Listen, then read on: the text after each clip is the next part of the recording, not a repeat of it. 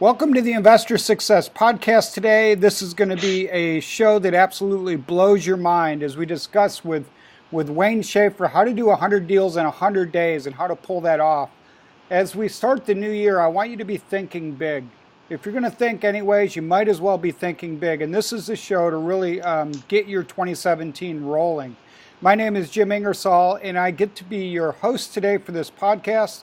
I want to welcome back all of our loyal success listeners. It's good to be hanging out with you guys, talking about something I'm very passionate about, which is real estate. By the way, as always, I've got a free gift for you today. You can pick it up at bigmoneyinvestor.com/free gift. Pick that up because it'll help you get your contractor side of your business straight. It's a swipe file for you. bigmoneyinvestor.com/free gift. This podcast is for all of our success listeners looking to invest in real estate the right way, focusing on creating profit today and then long-term wealth. We've got an amazing show today with a guy that's become a good friend of mine over the last year. His name is Wayne Schaefer from beautiful Highland, Indiana, where I had the pleasure of visiting last summer, which is a great time to go to Indiana, by the way. He's in an amazing market with tremendous cash flow throughout the Midwest. Wayne, welcome to Investor Success today. Great. Thanks for having me today, Jim. Now, Wayne, you've built an amazing company, and I know your sales are very, very high.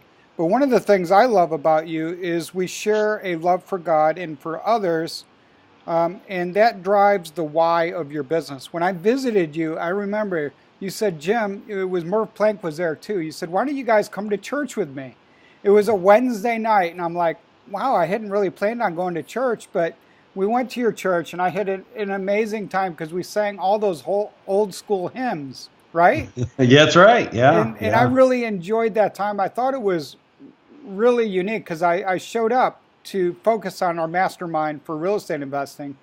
And I think it was like ordained in my life that I went to church with you that night. I really enjoyed it. So thanks for that invite. Good. Well, thanks for coming with us. It's really cool the way your business has literally given away millions of dollars to help other people. And that's really a big part of your why. And whether you're working in your office or on your business or even on your golf game for enjoyment, you've got a strong work ethic and a dedication that everybody can learn from. And I know from personal experience that you are true blue, legit, man of faith, love to give, and it's really nice to be with you today. Yeah, thanks, Jim. I get to work with a group of givers, and I'm not the only giver in my group. As a matter of fact, that is the focus of our company is that we want to work up to where we give $2.6 million in 1 year, which our goal this year is $450,000 as a group. And we're getting real close to that, but we won't know until the end of the year. We do have profit, we do have revenue goals, and we do have selling goals. But really, the most important one that we focus on the most as a group is our giving goal, and that's this year we want to give $450,000. And actually, just a few months ago, we went over the $1 million mark. Our company's about almost 6 years old. April 26th of next year will be 6 years old, and we did just go over the $1 million mark about 3 months ago. Awesome. as a group. So that was exciting. Okay, so you're 6 years old, but before that, times were a little tough. And as entrepreneurs, we've all failed. I have failed. I bought the wrong deals, whatever. For me, I think one of the keys to being successful is your ability to get up and rebuild quickly. Take me back to some of those tough times and how that helped shape your future company that you're really enjoying some great profits with today. Sure. My story starts back in 1995 when I was up late and saw Carlton Sheets infomercial, and my wife kind of nudged me and took her elbow and jabbed it into my rib. She said, Wayne, you could do that. And I was kind of hoping she would say that. And so I ordered my home study course, and you can buy houses with no money and no credit and no brains. And right. And I'm like, hey, that's me. Anybody with a pulse and a dream. Yeah. So I ordered the course, and lo and behold, 3 months after I ordered the course, I bought 22 rentals, Wow. from one guy. And now they were houses all split up into like 4 units, but I went from having like no houses to 22 tenants, and because this landlord wanted to get out of the business, and then he deeded all the houses over to me with very little money down. I just was able to swipe a credit card and get the down payment, and he signed all the houses over to me, and a few months later I found out why he signed all the houses over to me is that I knew they were in bad repair, but I didn't know that the city was on him, and that's why he's so anxious to deed them to me. And so it ended up where my plan of working, fixing one house up at a time and then refinancing out of it, that was my plan. But the city came down on me pretty hard and wanted everything fixed up at one time, and I tried to do the best I can to keep up. And anyhow, I ended up losing all of the houses, and all the money that I had put in to try to keep them up, and because I couldn't, I went with the city. And anyhow, make a long story short, I filed in 1997. I filed bankruptcy, and I just bought wrong houses. Built too much, too fast, and they were all rentals, and they was all in kind of war zone areas, and just all the stuff that you shouldn't have done. I did, and I got enamored with the fact that I could buy a house with no money and no credit. And so my first lesson in real estate was just because you can buy doesn't mean that you should buy. That's a great point for people listening right now. You guys, all of our success listeners need to write that down. Because Wayne, when I first started investing back in the early 90s in Jamestown, New York, where Tom and I are from the same hometown, which is crazy. Yeah. But it was a duplex, and it looked so good on paper, so juicy. It was like 20 grand. And I'm thinking, I got all this cash flow coming in, and I didn't have money for the fix up. I didn't know how to manage, and it was a disaster. I sold it on a land contract. I escaped, but it cost me 10 years of investing because my wife Cheryl said, "Never again will you be a landlord." It took me 10 years to convince her to come back in. Now you got back up and started rolling a lot faster than I did. Well, I went back into corporate America. I kind of, when you kind of get you get knocked down, So I went back into corporate America from that was 97 to 2004. Yeah. And I actually got let go, and from my job. And I remember driving home and thinking, man, here we go again. What am I going to do now? And I thought, well, hey, at least my first lesson in real estate, I flopped, but at least I know one way to not do it. Right. And anyhow, I decided to just jump right back into real estate investing. I did enjoy it. I didn't do good at it the first time, but so I got back into it, and from 2004, and then I think you might know, what happened in 2007, 2008. Once again, I started building rental properties. For 2004, I started buying. And they were giving loans to people with, stated, I mean, you could get loans if you had a pulse. So it was a good time to actually buy, but I started buying rental properties because I had this mentality that kept being driven into me from books I was reading, and hey, don't have a slaughterhouse, have a dairy farm, have something that kicks us off. So I went right back into buying rental properties in Gary, Indiana, and built up 40, of my portfolio, 42 houses in between 2004 and 2007. And then once again, the market crashed, and property taxes went ballistic. Our property taxes quadrupled, which took away all my cash flow from my rental properties. Literally, my house payments went from $500 a month to $1,100 a month. Oh my gosh! And these houses were rented for $725, and I ended up losing all these houses in foreclosure. I did not file bankruptcy, but I did lose a ton of houses in foreclosure. So I had another blip. So I ended up going to work then for the guy that I bought houses from. He was a wholesaler, and I ended up going to work with him for 3 years, and about 3.5 years, and we sold 388 houses together. Wow. Then I ended up breaking away from him and starting my own company, and I said, I'm going to do this wholesaling thing. It's low risk. It is. You don't really have to own the house very long, and market doesn't change a whole lot in the hour that I own the house. And So I really fell in love with the wholesaling thing. And after we wholesaled houses, so I started my company in 2011, April 26th of 2011. And it was just me and two other guys in the basement of my house. And we started just wholesaling houses, just buying them, getting them under contract with the bank, finding a buyer and lining up a double closing. So we did that for several years. And then I actually went to a Ron LeGrand event.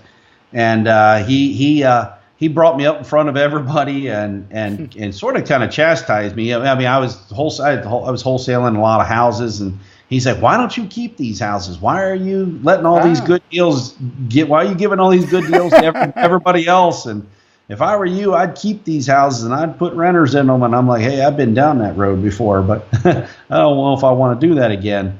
But at that event later on, it was a business management group. There was a guy in there, and he was telling the story of how he had, I think he was over in the Cleveland, Ohio area, and he said he had 200 houses, and 180 of them were straight rentals in sort of war zone areas. And he said, I hate those. I hate my tenants. Yeah.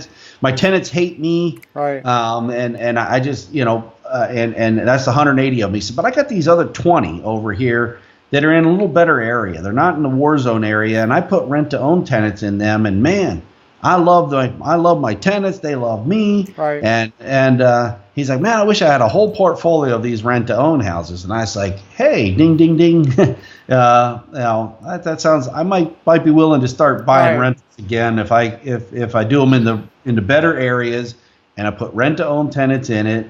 And not to mention I had a cash. I still don't advise anybody to get straight into rentals, and they're and to get all of their income from renters.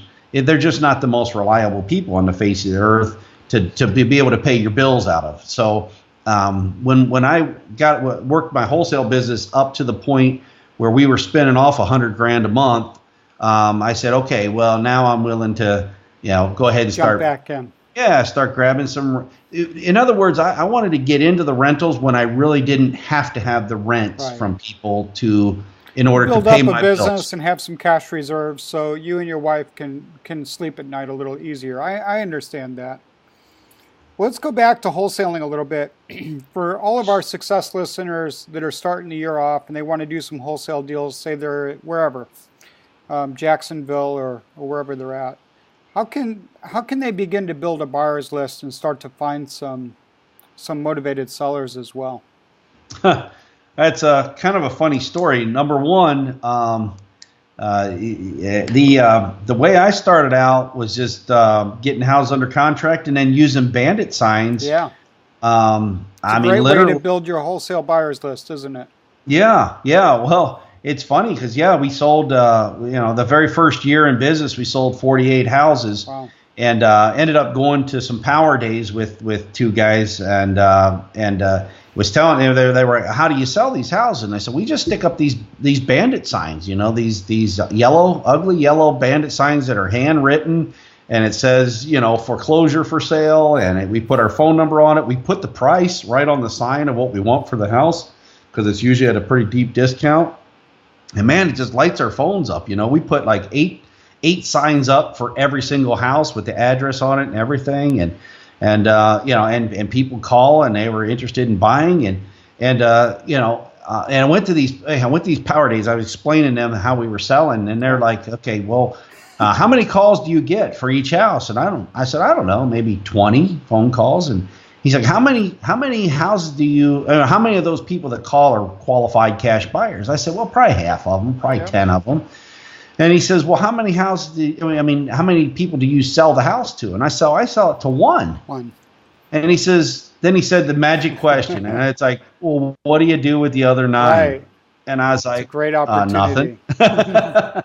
I was like, nothing. And he's like, well, you should, and you need to start building a buyer's list. And I was like, anyhow, so I had sold a bunch of houses even when I was working with this other wholesaler before I started my own company. I probably sold 400 or 500 houses before I even heard the word buyer's list. So you don't have to have a buyer's list, but it sure does make life easier. I mean, you can cut a tree down with an axe, right? But a chainsaw makes life a little easier. So yeah, that's when we started getting the introduction to the buyer's list. But I honestly, I'd sold 450 houses before I even heard the word buyer's list. And so you don't have to have one, but it sure does make life easier when. So where do you put these 6 or 8 signs, and what do you like to write on them that seems to really pop out to people driving by? Yeah, no, the very top is the price. $39.9. And then right underneath of that we'll put the address, and then right underneath that we put a big red arrow pointing back to the house, and then right underneath that we put our phone number. And that's been our magic formula, those bandit signs. And those bandit signs are just a great way to build a buyer's list, not only just to sell a house, although we still use those bandit signs, but now I think 58% of our sales are straight from buyer's list now. Yeah, of course, you've built that strong buyer community at this point. Right. So where would you advise somebody just starting out in 2017 where to put these signs around the house that they're looking to wholesale? Well, yeah, we put them all around the house and all major streets pointing back to the house. I mean, we put the arrows. So you got to get to you got to get to the traffic areas. Right. Sometimes if your house is a little remote, you got to point people back to the house. You got to get out to the main streets, and we put at least 8 signs up per house and pointing people back to the house. We try to go out as far as we have to get to major. You guys hand write your signs? Oh yeah. It works good, doesn't it? Well, we got to the point where we started pre-printing the arrow, and we started pre-printing the phone number because some of our guys their handwriting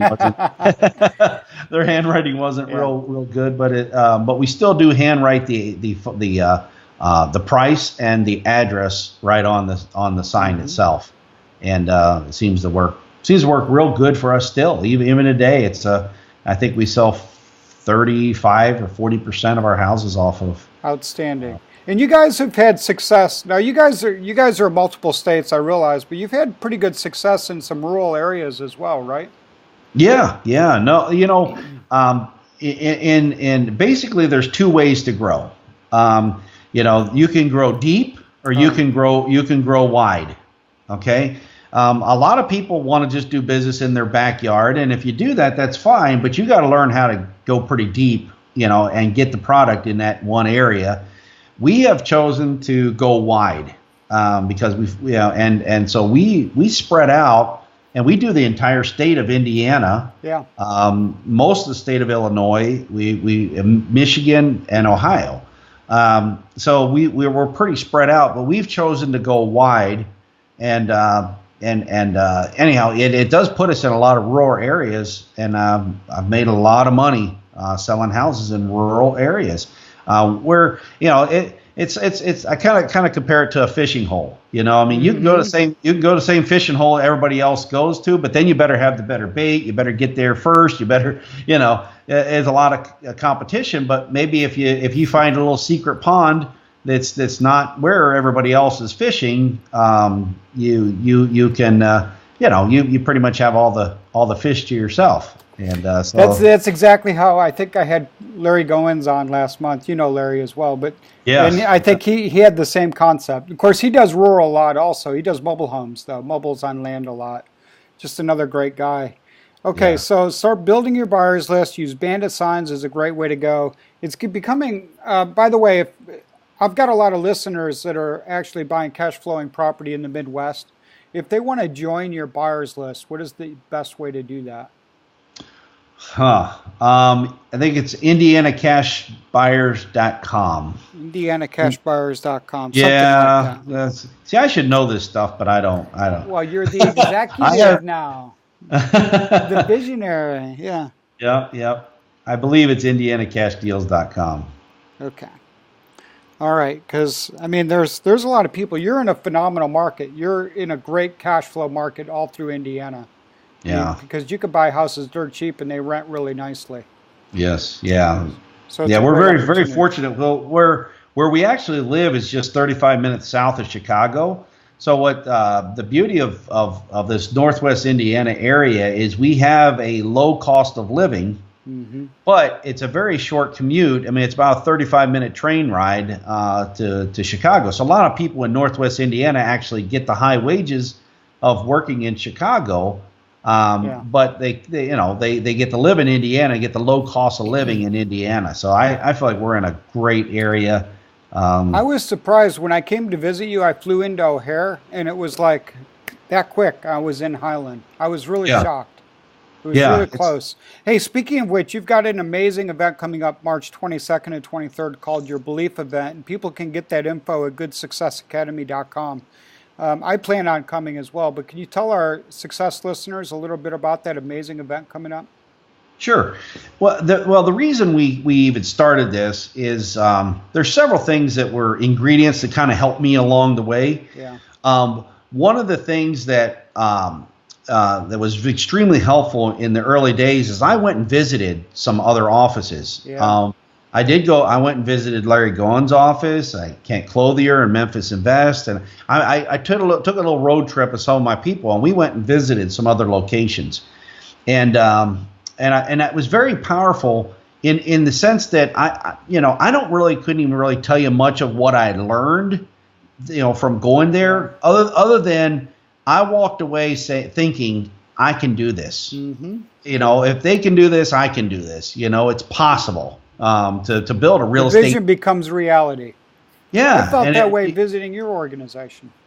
Yeah, and that's actually why we call it the Belief Event, Jim. Is we're for 2 straight days, and we're gonna do nothing but pump into you what we do and how we do it, and we're even gonna have a bonus session. We're gonna talk about why we do it, So we're gonna do everything we can to just pump, and fill you full of information.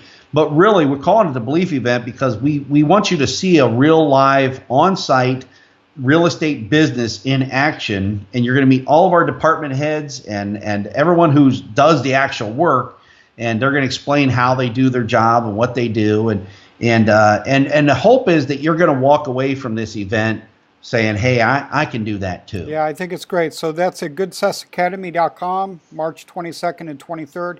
All right, congratulations on 100 deals in 100 days. I mean, that is like mind-blowing. My biggest year wholesaling, I did 120 in a year, and it was just my wife and I. It was a lot of work, and I couldn't scale because it was just us. Talk about what goes into doing 100 deals in 100 days. Well, Jim, the 100 deals in 100 days is a great accomplishment. It's a record for us, but believe it or not, that's not even the thing that I'm most excited about. Yeah. The thing that I'm most excited about is I couldn't even tell you, Jim, a single address of a house that we bought or sold during that time. But I got some great people that I've hired along the way and have come and wanted to join this journey, and I've empowered those people to make decisions and to buy. Honestly, all of this stuff, all these 100 houses were bought and sold on autopilot. Yep. And that's the part that I'm excited about. Obviously, I love the fact we sold 100 houses in 100 days. But I couldn't even tell you, other than the fact that I hired some really good people, and they got and they bought into our vision here. Yeah, and it goes back to your culture and your why and your vision are like the foundation to build that on too, right? Yes. Oh, no doubt. But I got great people that do their job. They do it well. They know why they're doing what they do. They know how it contributes into the big picture. And I just got some great people. And I'm kind of just the orchestrator. But what I've seen so often, Jim, is that folks that have a real estate company, but it's not really a real estate business, And so I was in a mastermind one time, and someone says, they made the statement, if your business doesn't run without your involvement, you don't really have a business. Right. You have a job.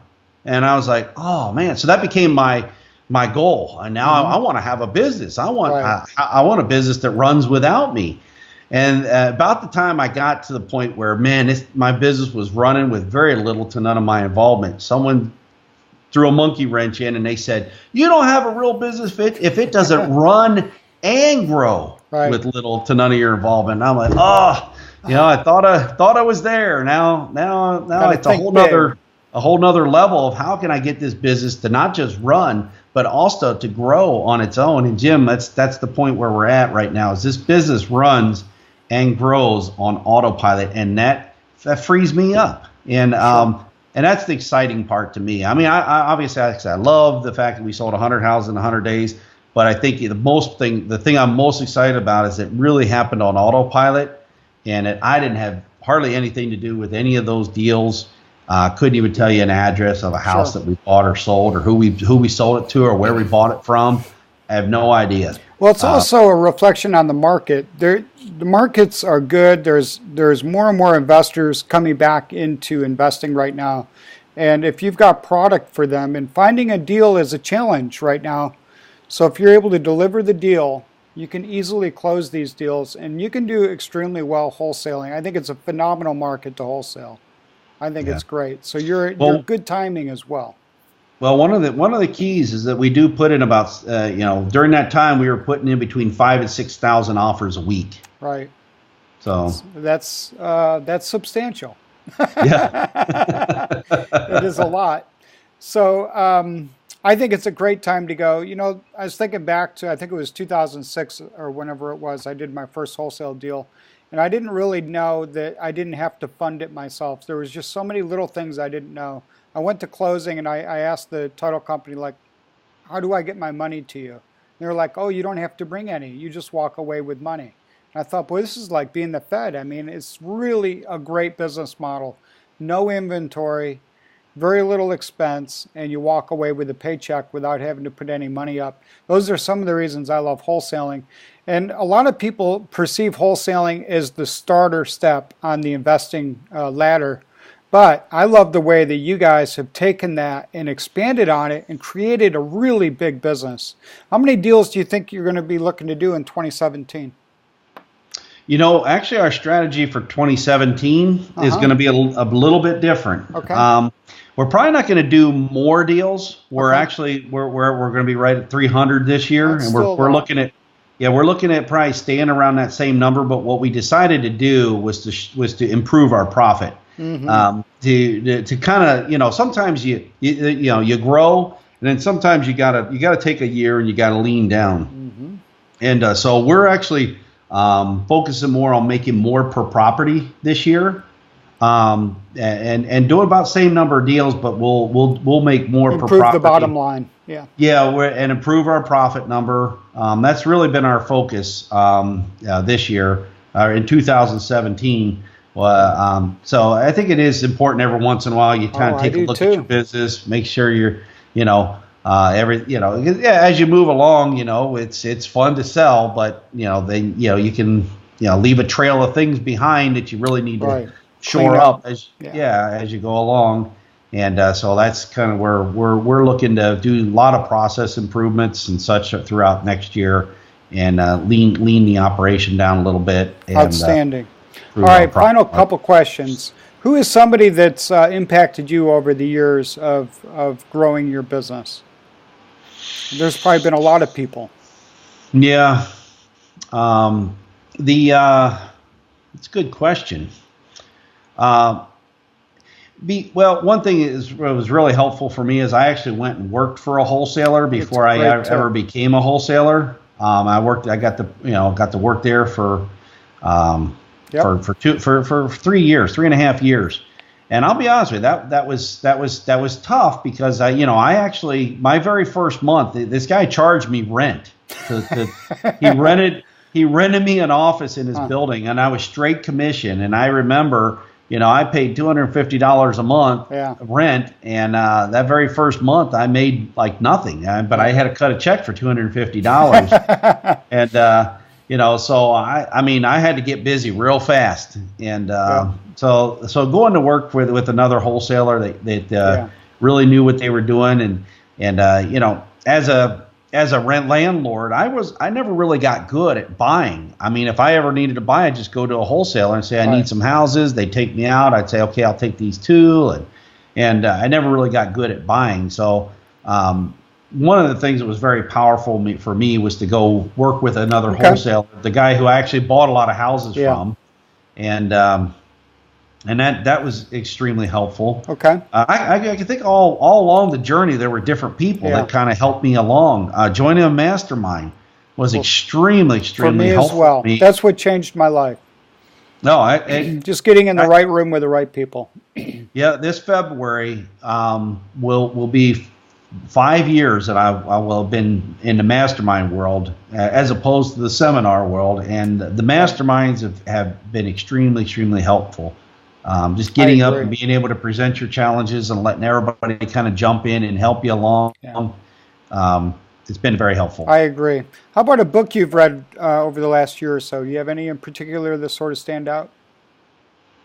The book that we're at this stage in the business, we've all been reading Traction. Oh yeah, and Rocket Fuel, right? And Rocket Fuel and Get a Grip, and now Gino Wickman has another book out, How to Be a Great Boss. Oh, Tom was telling me about that one. I got to get that still. I got to write that down. Yeah, we're all reading that one right now. We already read through Traction. Traction was at this phase where I'm at right now. Made a Traction, big difference. We implemented. We all read Traction about 15 months ago, 15 or 16 months ago, and we've been doing the EOS system, and that was extremely helpful to helping us get organized. So that's the Traction book is probably and all the affiliated books, like you said, the Rocket Fuel, the Get a Grip, and now the How to Be a Great Boss. And their newsletter is great too. I mean, they just keep providing great content. I think they've got a great organization. Well, that's a great tip. Well, Wayne, that's all the time we've got today. But I really appreciate you as a friend and a man of faith and of good character. And I really appreciate your giving a lot of nuggets to our success listeners today. I want to wish you all the best. I can't wait to see you in person again. Everybody should check out GoodSuccessAcademy.com and check out the Belief event that Wayne's putting together there. So thanks for everybody who joined in today. We really appreciate all of our listeners. If you share this, leave us a comment or a review. We really appreciate it. Wayne, thank you very much for being my guest today. Thanks, Jim. Merry Christmas. All right. Thank you, Wayne. I really appreciate it. Wish you a Merry Christmas as well, my friend. Enjoy your time, okay? Will do. All right. Thanks. See you later. Thanks, Jim. Bye-bye. Take care. Bye-bye.